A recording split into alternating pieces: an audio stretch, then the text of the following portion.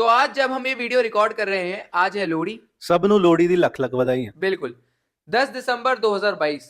भाई इस खिलाड़ी ने ट्वीट करा था, dear cricket give me one more chance. Cricket ने ऐसा चांस दिया कि आज विजय हजारे में इतने रन कूट दिए हैं भाई कि अब इंडियन क्रिकेट टीम में दोबारा वापसी करने की इनकी बात चल रही है। सही है। कौन है वो खिलाड़ी? नाम आपने पढ़ ही लिया टाइटल में और थंबनेल में।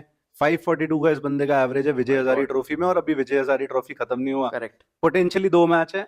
स्टोरी में चलते हैं सीधा। बिल्कुल।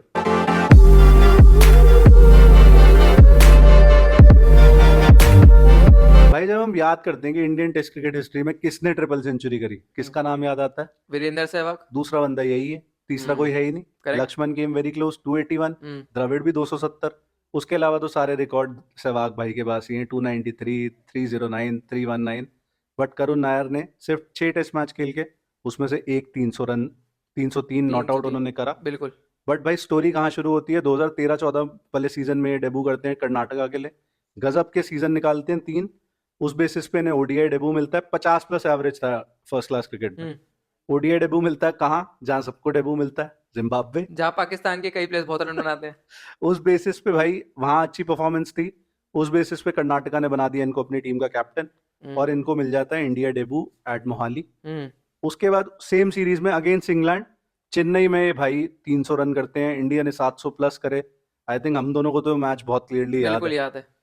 और वो मैच इंडिया जीती भी थी। इंडिया जीती थी। इंग्लैंड ने पहाड़ जैसा स्कोर खड़ा करा था, लेकिन इंडिया इसके बावजूद जीती। तो आप सोचोगे यार ये बंदा तो कम से कम 70-80 टेस्ट मैच तो खेलेगा, इंडिया को नेक्स्ट सुपरस्टार मिल गया अपना। बट यार ये आदमी है अभी एक्टिव क्रिकेटर है, और खुद कहा है उसने कि मैं खेलना चाहता हूँ इंडिया के लिए। बट 6 ही टेस्ट मैच खेला, 8 साल हो गए, अभी तक हमने दोबारा उनको इंडियन कलर्स में नहीं देखा। बट अगर आगे बढ़े, 2017 में चांसेस मिलते हैं उस सीरीज के बाद बीजीटी में जो इंडिया में हुई, जिसमें स्टीव स्मिथ ने 200 लगाई थी पुणे में, स्टीवन ओकीफ ने घोड़े खोले थे इंडिया के। बिल्कुल। सीरीज इंडिया ही जीती थी 2-1। बट उस सीरीज में 3 मैचेस मिलते हैं, कोई खास परफॉर्मेंसेस नहीं हो पाई। उसके बाद भाई ड्रॉप कर दिए जाते हैं। बिल्कुल। काफी लोग ब्लेम करते हैं कि भाई उस समय जो कैप्टन थे हमारे विराट कोहली, उन्होंने करियर खराब कर दिया इनका। बट वो पूरी बात ट्रू तो नहीं है। पूरी पिक्चर दे। पूरी पिक्चर बिल्कुल सही बोला प्रखर भाई, पूरी पिक्चर क्लियर नहीं होती उससे। जरूर कुछ अनबन थी, लेकिन वो किसकी जगह खेल रहे थे? वो खेल रहे थे अजिंक्य रहाणे। अजिंक्य रहाणे भाई उस समय अपनी पीक फॉर्म में थे। सही। वो चोटिल होके बाहर गए, तभी करुण नायर को मौका मिला, और जैसे ही अजिंक्य रहाणे ठीक हुए, वो सीधा टीम के अंदर फिट हो गए। सही है। करुण नायर की गलती बस ये रही, उस सीरीज में उन्होंने कुछ 53 या 56 रन बनाए, उसके बाद वो दिखे नहीं। उसके बाद क्या हुआ भाई? कोई खास परफॉर्मेंसेस डोमेस्टिक में भी ड्रॉप आ जाता है परफॉर्मेंसेस में। 2019-20 वाला सीजन में शायद इनको ड्रॉप कर दिया जाता है एज अ कैप्टन कर्नाटका का, सिर्फ एज अ प्लेयर की कैपेसिटी में रह जाते हैं। फिर वही लॉकडाउन वाले सीजन, उसमें ज्यादा क्रिकेट हुआ नहीं। 2022-23 वाले सीजन में इनको कर्नाटका की टीम से ही ड्रॉप कर दिया जाता है। अच्छा। तो उसके बाद भाई 6 महीने भाई ने क्रिकेट खेला ही नहीं, कंपेटिटिव क्रिकेट नहीं खेला। नेट्स में प्रैक्टिस करते रहे अकॉर्डिंग टू हिमसेल्फ, हम अपने से बना के नहीं बोल रहे, उन्होंने इंटरव्यू दिया उसके हिसाब से भाई। लेकिन उसके बाद विदर्भा के लिए पिक होते हैं, और जो तूने बोला शुरू में वीडियो के कि dear cricket give me one more chance, भाई क्रिकेट ने तो चांस दिया, और भाई ने दोनों हाथों से ले लिया। दोनों हाथों से लिया भाई। और वो रणजी सीजन शायद वही वाला रणजी सीजन है 23-24 वाला, जिसमें उन्होंने कुछ 690 रन मारे। पिछले सीजन 690 रन लगाए हैं। अभी विजय हजारे पे आ जाओ, आग भाई ने ऐसी लगाई है कि इस सीजन 664 रन कर चुका है at an average of what 542। कभी सुना है ऐसा एवरेज भाई? गॉड भाई। 112 नॉट आउट वर्सेस जे.एंड.के कोई फालतू की टीम नहीं है। Umran Malik, Abdul Samad, even more players, but ये आपको नोटेबल नाम दिखेंगे उधर। 44 versus Chhattisgarh, 163 not out versus Chandigarh, अभी तक सारे स्कोर नॉट आउट ही हैं। 111 वर्सेस तमिलनाडु, ये भी not out. 112 versus Uttar Pradesh, ये इकलौता आउट। 122 वर्सेस राजस्थान, ये भी नॉट आउट। सिंगल हैंडेडली अपनी टीम को ये बंदा सेमीफाइनल में ले गया है। और भाई कहना पड़ेगा कि भाई 6 इनिंग में 500 भाई आग लगा रखी है, और ये सारे रन 664 120 के स्ट्राइक रेट से आए हैं, ऐसा भी नहीं कि टुक टुक करके बना दिए। और मैं ये बोलूंगा भाई, ये जो टीम है मैं देख रहा हूँ, कोई ऐसी टीम नहीं है कि जो हलवा पूरी बेचना है, ये भैया ले जाओ रन फ्री में। कंपेटिटिव टीम्स है सारी है। बिल्कुल भाई। और इनके भाई कमाल के आंकड़े ये भी है कि एन जगदीशन के नाम रिकॉर्ड था 5 सेंचुरी का विजय हजारे में। वो तो मुझे लग रहा है ये खिलाड़ी बिल्कुल तोड़ने पे आमादा है। 2 मैच बचे हैं, तोड़ सकता है। एक बड़ा ही खास रिकॉर्ड है वो, नॉट आउट रहते हुए। क्या रिकॉर्ड है वो भाई? इसने वर्ल्ड रिकॉर्ड क्रिएट कर दिया कि लिस्ट ए मैचेस में 542 runs without being dismissed are the highest, most runs हैं कमाल है। Without being dismissed.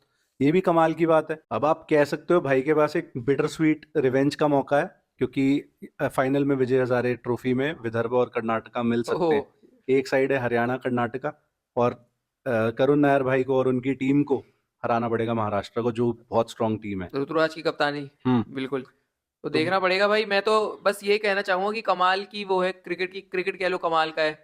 मतलब इस खिलाड़ी को आज से 2-3 महीने पहले हम बात भी नहीं कर रहे थे। भाई हमारी जॉब कह सकते हो इतनी घटिया है कि जब कोई चल रहा होगा, जब कोई अपवर्ड कर्व पे होता है ना, तभी हम बात करते हैं। जब चढ़ते डाउनवर्ड सूरज को कर्व सलाम। कर्व पे होता है तो हम उस तरह के चैनल नहीं है कि हम किसी की सॉफ्ट स्टोरी डिस्कस करेक्ट, करें। करेक्ट। हमें चढ़ते हुए सूरज को सलाम है भाई। मुझे तो यही लगता है भाई, स्पोर्ट्स खेला ही इसलिए जाता है कि भाई आप विनर्स का गेम है, ना कि लूजर्स का। बिल्कुल और ये सही। आदमी जमीन से एशेस से उठ के आज टॉप पे आ गया है।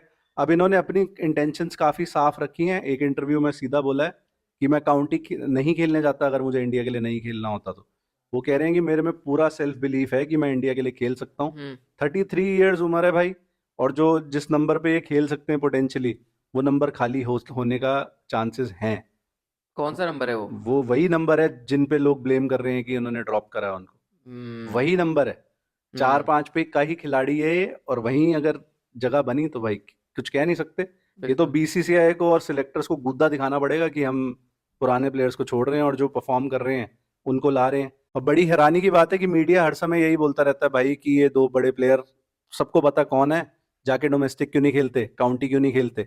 इस बंदे ने काउंटी में आग लगाई कि नहीं लगाई? लगाइए। डबल सेंचुरी निकाली लगाई। इसी सीजन। बिल्कुल। पिछले सीजन 100 भी मारी, 70 प्लस का भी स्कोर करा, और हर जगह अपने आप को मतलब डाल दिया उन्होंने कि डिफिकल्ट कंडीशंस भी खेल लूं, सब संभल लूं, और मैं तैयार हो जाऊं पूरी तरीके से इंडिया खेलने के लिए। हम कहते हैं कि ये दो बड़े प्लेयर डोमेस्टिक क्यों नहीं खेलते, लेकिन जो डोमेस्टिक खेल के वहां आग लगा रहे हैं उनको हम पिक ही नहीं करते। करेक्ट है। तो ये कौन सा लॉजिक है, मेरे तो नहीं समझ आता। बिल्कुल आपने सही बोला भाई। और फिर बंदा डोमेस्टिक खेले ही क्यों? हम्म। अगर वो ये सोचेगा, कोई अगर एक यंगस्टर है भाई मान लो, हम्म। और वो सोचेगा कि जिस बंदे का 542 का एवरेज है, अगर वो पिक नहीं हो रहा, फिर तो कहेगा ठीक है मेरे लिए तो अच्छा आईपीएल है, सही है। 2 महीने में आईपीएल खेल लूंगा, पैसा बना लूंगा, नहीं खेलना मुझे।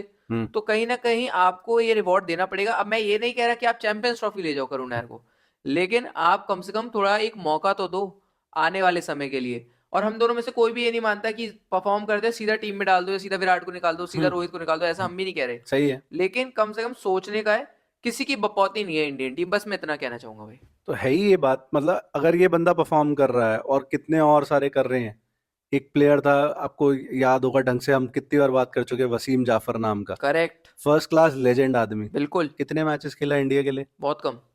तो क्या तरीका है? कितने ऐसे प्लेयर हैं आपके, मेरे को जलद सक्सेना है, बहुत डोमेस्टिक खेले हैं, कभी इंडिया के लिए खेले नहीं। अभिमन्यु ईश्वरन देख लो भाई। अभिमन्यु ईश्वरन 2700 लगा चुके हैं फर्स्ट क्लास में, इंडिया खेले नहीं। जलज सक्सेना का बहुत बहुत बढ़िया एग्जांपल दिया, याद तो दिला दिया आपने पुराने दिन। तो अब आप ये देखो ना कि जो परफॉर्म कर भी रहा है डोमेस्टिक में, हम बस एक स्टार नेशन बन के बैठ गए हैं कि हमें तो बस स्टार से ऑब्सेशन है, बट हमें रियल क्रिकेट से ऑब्सेशन नहीं है। जो बंदे एक्चुअल में जिनके पास नंबर्स हैं, करेक्ट। प्रॉब्लम यहाँ लाया करती है।